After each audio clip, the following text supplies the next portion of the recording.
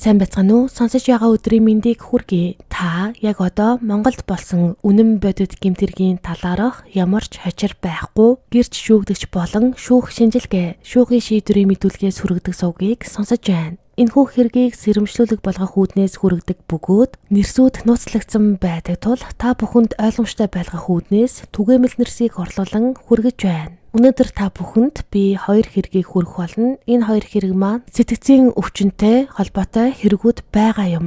Тийм болохоор та бүхэн дуустал нь сонсоорой гэж хүсмээр байна. Ингээд шууд хэрэгтэй орцгоё. Шүүгдэж гэрлээ нь Монгол улсын иргэн 1973 онд Улаанбаатар хотод төрсөн эмэгтэй бүрэн дунд боловсролтой, мэрэгжилгүй, эрхэлсэн тодорхой ажилгүй, налайх дүүрэгт нэгэн байранд оршин суух бүртгэлтэй юм байна. Холбогдсон хэргийн талаар дурдахад шүүгдэж гэрлээ нь 2021 оны 9-р сарын 18-ны өдөр налайх дүүргийн 8 дугаар хооронд байрлах байрны 5 давхрын өөрийн гэрийн тагтнаас 9 сартай бага насны хүүхдийг шидэж түүнийг алхахыг завдсан гэмтгэрэгт холбогдсон байна. Шүүгдэж гэрлээгийн хууль ёсны төлөөлөгч Сарагийн шүүхийн хилцүүлэгт өгсөн мэдүүлгээс та бүхэнд хүргэх юм бол яагаад гэрлээ нь 9 сартай хүүхдийг 5 давхрын тагтнаасаа шидсэн нь бас тодорхой болно. Ингээд Сарагийн мэдүүлгээс сонсцгоё. Гэрлээгийн хувьд биеийн байдал нь маш их муутсан байсан. Гол удаг юм тариа нь холдсон байсан. Эмэн тэр чигээрээ боодолтойгоо манад байгаа.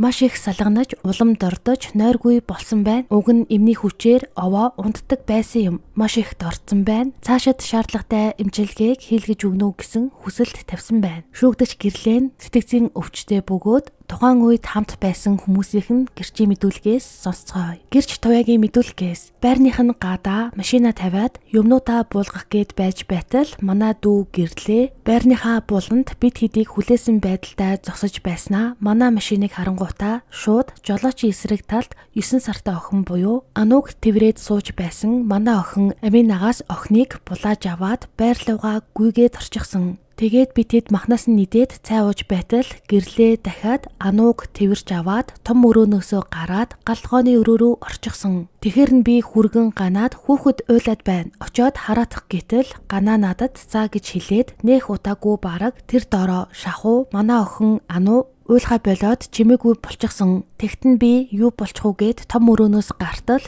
гэрлээ үүднийхээ өрөөнөөс гараад ирчихсэн. Хээвнийг юуч болоогүй юм шиг надад би шидчихсэн шүү гэж хэлсэн гэх мэдүүлгийг өгсөн байна. Гэрч дулмаагийн мэдүүлгээс бид нар гэрлээгийн гэрт ороод хоол цай идэж уугаад сууж байх хооронд буюу цагийг нь сайн санахгүй байна. Гэгээ тасарчихсан байхад миний зээ охин Ануг тэврээд гал тогооныхоо өрөөлөө орсон юм. Нэх удаагүй охин маань уйлаад байхаар нь би гэрлээгийн араас бид нар бүгдээрээ очисон чинь гэрлээ бид нарын өөдөөс би Ануг шидчихлээ гэж хэлэхээр нь би гэрлээгийн гэрээс гараад гүйсэн чинь Ануг газар унчихсан амьсгаатай байж байсан гэсэн мэдүүлгийг өгчээ.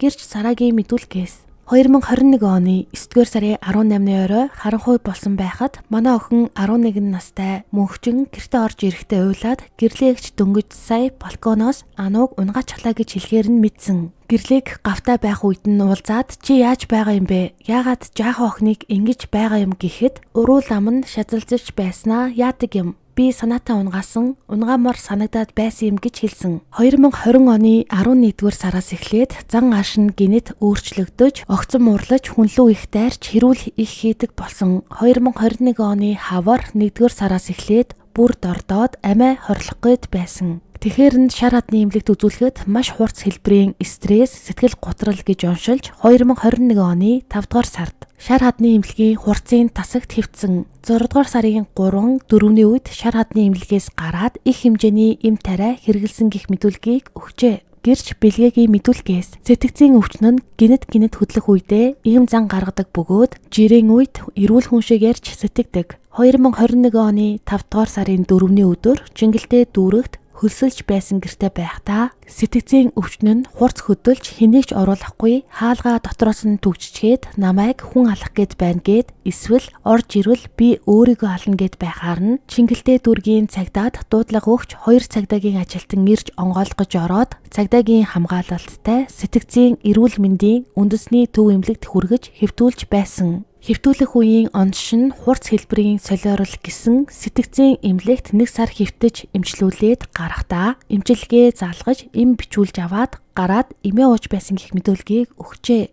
2021 оны 10 дугаар сарын 6-нд сэтгцийн эрүүл мэндийн төвийн комисс хуралдсан байна. Комиссийг ахлах зэрэгтэй сэтгцийн эмч болон тэргүүлэх зэрэгтэй эмчнэр хамт оролцжээ. Тэд гэрлээгийн сэтгцийн байдлыг нарийн шинжилсэний эцэст түүнийг солиорлын шинж бүхий гүн сэтгэл готралтай, хоёр туйлд сэтгэл цочирдлыг эмгэхтэй, дэмэрэл дагалдсан хүнд хэлбэрийн сэтгцийн эмгэгтэй байна гэж дүгнсэн байна. Өмнө ч дээр хоёр туйлд сэтгэл цочирдлыг эмгэг онцлогдож байсан бөгөөд энэ нь дахин сэтэрсэн гэж үзжээ. Комиссийн дүгнэлтэнд гэрлээнд хэрэг үйлдэх үедээ бодит байдлыг ойлгох, өөрийн үйлдэлээ удирдах чадваргүй байсан, өөрөөр хэлбэл хэрэг хариуцах чадваргүй байсныг онцолжээ. Мөн түүний сэтгцийн эмгэг дахин хөдөлбөл өөрийн болон бусдын амь нас, эрүүл мэндэд аюул учруулах эрсдэлтэй гэж эмчнэр анхааруулсан байдаг. Харин эмгэгэн намжиж засрал сайжрах үед ийм эрсдэл харьцангуй багасдаг гэж үзсэн байна. Тиймээс комисс түүнийг эмнэлгийн чанартай албадлагын арга хэмжээ авах шаардлагатай 6 сарын хугацаанд сэтгцийн эмнэлэгт эмчлүүлэх санал гаргасан байна. 2021 оны 10 дугаар сарын 14-нд хийсэн шүүхийн шинжилгээний үндэсний хүрээлэнгийн дүгнэлтээс та бүхэнд танилцуулъя. Хохирогч Анугийн биед их тархины аалзан хальсанд орох цус харвалт, цээжний битүү гэмтэл, зөөлөн эдийн няцрал, уушигны эдийн няцрал, мөн хэвлийн битүү гэмтэл болон хэвлийд зулгаралт гэмтэл илэрсэн гэж дурджээ. Эдгээр гэмтэл нь бүгд өндрөөс унах үед үүсэх боломжтой гэж шинжээчэд онцолсон байна. Мөн тэд учирсан гэмтлийг амь насанд аюултай хүнд гэмтэл гэж ангилжээ. Энэ нь гэмтлийн зэрэг тогтоох журмын 3-1-ийн 12-т зааснаар ийм гэмтэл нь аминд аюултай тооцогддог гэсэн байна. Цаашид хөдөлмөрийн чадварт нөлөөлөх хэсэг нь эмчилгээ, эдгэрэлтийн байдлаас шалтгаална гэж дүгнжээ. Тухайн өдөр өндрөөс унсны дараа гэмтлийн эмнэлэгт очиж үзүүлэхэд хэвлийн хөндий, цээжний хөндийн эргэтний бяцралттай, зүрхний үйл ажиллагаа хэвийн бус, тархины цус хуралттай гэж байсан байна. Биеийн гадна хэсэгт хэвлийн зүүн тал зулгарсан, эрүүний доор зулгарсан байснаас бодоход анх зүүн талаараа унсан гэж эмчнэр үзэж байсан байна. Харин хожим шүүхийн хилцүүлгийн үеэр охины хууль ёсны төлөөлөгч буюу түүний аав ингэж хэлсэн байна. Охин одоо хөлд орчихсон, өөрөө алхаж байгаа. Ерөнхийдөө 2 сар тутам эмнэлэгт очиж шинжилгээ өгдөг. 2022 оны 3 дугаар сарын 15-нд бүтэн биеийн эход орно гэж цаг аваад байгаа. Одоогоор хүүхдийн биед нэг их мэдэгдсэн зүйлгүй. Өөрөөрөө алхаж, тоглож, хэвийн хүүхэдтэй адилхан байгаа. Шүүгдэгчид зохих эмчилгээг нь хийлгэж өгнө гэж хэлсэн байна. Шүүх энэ хэргийг нэгтгэж үзээд гэрлээг 9 сартай хүүхдийг алхахыг завдсан гин буруутай гэж тооцсон байна. Гэхдээ тэр үед нь ухаан санаагаа бүрэн хянах чадваргүй байсан, сэтгцийн хувьд эмгэгтэй байсан тул энгийн хорих ял оноогоогүй. Түүний хувьд шүүх 6 сарын хугацаанд сэтгцийн эмнэлэгт албадан эмчлэх шийдвэр гаргажээ. Сэтгцийн эмгэг бол үнэхээр хүнд өвчин, хүн өөрийгөө удирдах чадваргүй болтол нь нөлөөлж тэр байтугай аимшигт үйлдэл хийлгэж чаддаг гэдгийг энэ хэрэг харуулж байна. Хайртай дотны хүмүүстээ анхаарал тавьж байгаарай. Мөн сэтгцийн эмгэг их энэхүү өвчнөөс болоод 9 сартай хүүхдэд хүртэл аюул учрах боломжтойг бид харлаа. Аз болж хүүхэд ам үрэгдсэнгүү энэ нь бидэнд багч гисэн тайвшрал өгөж байна. Хоёр дахь хэрэг маань 2018 онд гарсан хэрэг байгаа бөгөөд олон зүйл ярихгүй шууд хэрэг рүүгээ орцгоё. Шүүгдэгчийн биеийн бяцалтаас хэрэгээ эхлүүлцгээе. Тамиран Монгол улсын иргэн Улаанбаатар хотод төрсөн. Хэрэг үйлдэх үедээ 26 настай байсан, эрэгтэй, бүрэн дунд боловсролтой, компьютер програм хангамжийн инженер мэргэжилтэй, эрхэлсэн тодорхой ажилгүй, баян зүрх дүүрэгт амьдардаг байсан байна. Холбогдсон хэргийн талаар дурдахад шүүгдэгч Тамиран 2018 оны 6 дугаар сарын 23-наас 24-нд шилжих шөнө туслангийн газарт байрлах байшинд төрсөн эцэг галагийн хоолойг нь боож алсан гэмт хэрэгт холбогджээ. Шүүгдэгч Тамиран ер нь бол хэвийн бус сэтгцэнд өөрчлөлттэй байсан бөгөөд үүнийг нь аав ээж нь мэдээд 2 газар аваачин үзүүлсэн. Тухайн үтсэн хүмүүс ихэнх мэдүүлгээс эхлээд хүрэгвэл хэргийг илүү хялбар ойлгох болов гэж бодож байна. Ингээд гэрч баатрийн мэдүүлгээс та бүхэнд хүргэе. Шүүгдэгч Тамиран оюун ухаан задрах, залуусын тэнэгрэл гэдэг сэтгцийн хүнд өвчтэй. Үзлэг хийх явцад болон хэргийн материалтай танилцах явцад солиорлын байдалтай байсан. Америкийн нэгдсэн улс болон Монгол улсад байхдаа тус өвчнөөр өвдсөн харамсалтай нь ар гэрийн хүмүүс тус өвчнөг эмчлүүлэх арга хэмжээ аваагүй. Дэлхийн нийтээрээ тус өвчнө нь юунаас болдог гэдгийг бүрэн тогтоож чадаагүй сэтгцийн хүнд өвчин байгаа. Оюун ухаан задрах, залуусын тэнэгрэл гэдэг өвчин нь бүрэн эдгэрэх боломжгүй. Эмчилгээ хийлгэх явцад сайжрал, засварлын байдалд орж болно. Хий үзэгдэл, дэмэрэл, хурц солиорлын байдал гэдэг бол өөрийн хийж байгаа үйлдэл болсон хэргийн талаар мэдүүлэг өгөх чадваргүй байдаг. Өөрийн үйлдэл хэлж байгаа үгээ ухамсарлан ойлгох чадваргүй. Доод тал нь 2-3 жил, 5-аас дээш жил шаардлагатай тохиолдолд насан туршдаа сэтгэц нөлөөд эмийг уух шаардлагатай. Манайд ердийн болон тусгай гэсэн хоёр заалтаар байдаг байсан. Одоо ямар болсныг нь мэдэхгүй байна. Сэтгцийн эмнэлэгт албадан эмчилгээ хийлгэх шаардлагатай. Яг хурц солиорлын байдалтай байгаа үедээ өөртөө болон бусдад аюул учруулах магадлал өндөртэй шинж тэмдгүүд харагдаж байсан. Солиорлоос гадна бие хүний өөрчлөл давхар явагдаж байдаг. Тэр нь бие авч явах чадвар, өөрийгөө арчлах нийгэмтэйгээ харьцах харьцаа бол өөр байдаг. Сэтгэлийн хөдөлгөөний хувьд бол хүйтэн хөндий хэлж байгаа үг нь сэтгэлийн тохироо алдсан байдаг. Тэр нь инээхгүй зүйл дээр инех, хүн уйлж байхад тэр хүн инээж байх жишээтэй. Би хальт харахад өөрөө өөртөө ярьсан сэтгэлийн тохироо алдсан шүүх хуралд оролцож байгаа гэдгээ ойлгох чадваргүй байсан болохоор эмчилгээ хийлгэх шаардлагатай байна гэж харж байсан. Ойролцоогоор 5 жил тасралтгүйгээр хуулийн тасаг буюу тусгай тасагт хэвтүүлдэг. Гэхдээ тухайн өвчний шинж байдлаас шалтгаалаад хугацаанаас өмнө сайжрал, засварлын байдалд ороод нийгэмд аюултай шинжин арилсан тохиолдолд бид цуцалж болно. Хийсэн хэрэгээсээ шалтгаалаад ердийн болон тусгай тасаг гээд 2 тасагт хэвтэн эмчлүүлдэг. Тухайн тасагт хуулийн байгууллага ажиллаж байдаг. Тусгай тасагт хэвтэн эмчлүүлэх шаардлагатай. Сэтгцийн өвчин бол залуу насндаа эхэлдэг. Дотоод шалтгаантай өвчин, ямар ч шалтгаангүйгээр илэрдэг хүнд өвчин, олон улсын 10 дугаар ангиллаар F23 буюу хурц солиорлын оноштой. Шүүгдэгчийн хувьд 2018 оны ихээр өвчин нь эхэлсэн, хажууд нь байж нарийн харахгүй бол мэдэгдэхгүй өвчин. Хурц солиорлын байдалтай хүн ойлгохооргүй зүйл ярьдаг. Мөн нэмж мэдүүлэг өгөхдөө би 1981-ээс 2016 он хүртэлх хугацаанд сэтгцийн эрүүл мэндийн төвд хүүхэд, өсвөр насны тасгийн эрхлэгч, албан тушаалд ажиллаж байгаад тэтгэвртэй гарсан. Би 2018 оны хавар 4-5 сарын хавцаа хамт ажиллаж байсан сувилагчийн гуйсны дагуу Тамира гих залууг үзэхэд нэгт нойрмог, хоёрт харцсан хурц эмшиг мөртлөө гөлийсэн, гуравт зүгээр гих үгээр өвчнөө нууж байгаа нь харагдсан. Би тухайн үед энэ хүүхдийн харц нь сэтгцийн өвчтэй хүний харцтай нэг л адил болсон байна. Өвчнөө нуугаад байна. Ууж байгаа эмийн нөлөөндөө унтаж нойрмог байгаад байна. Сэтгцийн эрүүл мэндийн төвд очиж хэвтүүлэх шаардлагатай. Нийгэмд аюултай үйлдэл хийж магадгүй, хараа хяналттай дандаа хажууд нь хүн байлгаараа гэж зөвлөгөө өгсөн боловч миний зөвлөгөөг тэр хүмүүс аваагүй. Мэргэжлийн хувьд хэлэхэд Тамирагийн хувьд хурц үе эхэлж байсан гэж дүгнэж байна гэсэн мэдүүлгийг өгсөн байна. Одоо харин үзүүлсэн 2 дахь газрынхын мэдүүлгээс та бүхэнд хүргэе. Би Баянзүрх дүүрэгт сэтгэц наркологийн хувийн эмнэлэг ажиллаулдаг. Манай эмнэлэгт 2018